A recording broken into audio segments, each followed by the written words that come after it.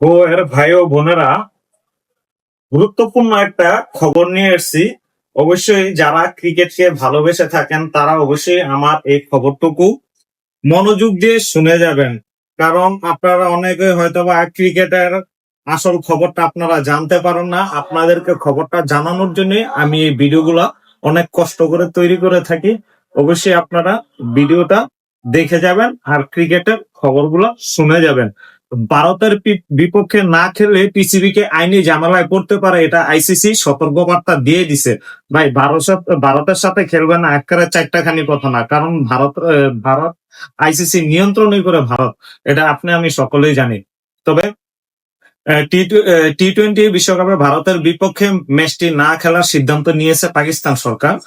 15 ফেব্রুয়ারি এই ম্যাচ না খেলে টুর্নামেন্টে অফিসিয়াল সম্প্রচার জিও স্টার আইনি পদক্ষেপ নিতে পারে বলে পাকিস্তান ক্রিকেট বোর্ড পিসিবি কে সতর্ক করেছে আইসিসি। ভারতের বার্তা সংস্থা পিটিআই কে এই তথ্য জানিয়েছে পিসিবির একটি সূত্র।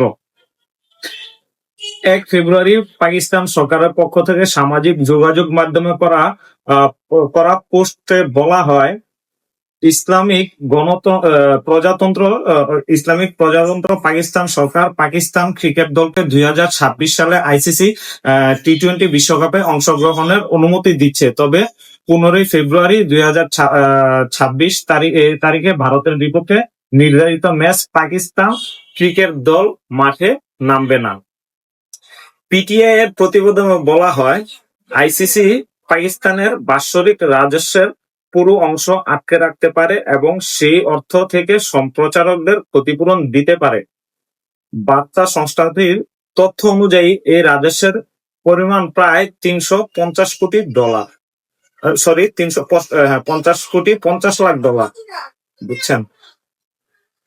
পিসিবির সূত্র আরো জানায়, গত সপ্তাহে পাকিস্তানের প্রধানমন্ত্রী শাহবাজ শরীফের সঙ্গে সাক্ষাতের আগে পিসিবি চেয়ারম্যান মহসিন নাকভি বোর্ডের আইন বিশেষজ্ঞদের সঙ্গে পরামর্শ করেন। তবে পিসিবি এখন নাকি গুরুতর শাস্তির জন্য প্রস্তুত। পিটিআই কে পিসিবির সূত্র বলেন, পাকিস্তান যদি ভারতের বিপক্ষে খেলতে না নামে তাহলে শুধু আর্থিক জরিমানা বা সম্প্রচারকদের মামলার ঝুঁকি নয়, আইসিসির ডিসপিউট রেজুলেশন কমিটিতে ডিআরসি যে কোনো চেষ্টা ব্যর্থ হওয়ার সম্ভাবনাও রয়েছে। আইসিসি ডিআরসি একটি অভ্যন্তরীণ কমিটি যা আইসিসির নিজস্ব বোর্ডের নেওয়া সিদ্ধান্তের বিরুদ্ধে কোনো আপিল শুনে না। তাহলে ভারতের বিপক্ষে যদি পাকিস্তান না খেলে পাকিস্তান বড় ধরনের একটা ঝামেলায় পড়তে যাচ্ছে, আর সঙ্গে আমাদেরকে নিয়ে এই ঝামেলা আমাদের কাঁধেও চড়াই দিতে চাইতেছে। আহারে কি খেলা!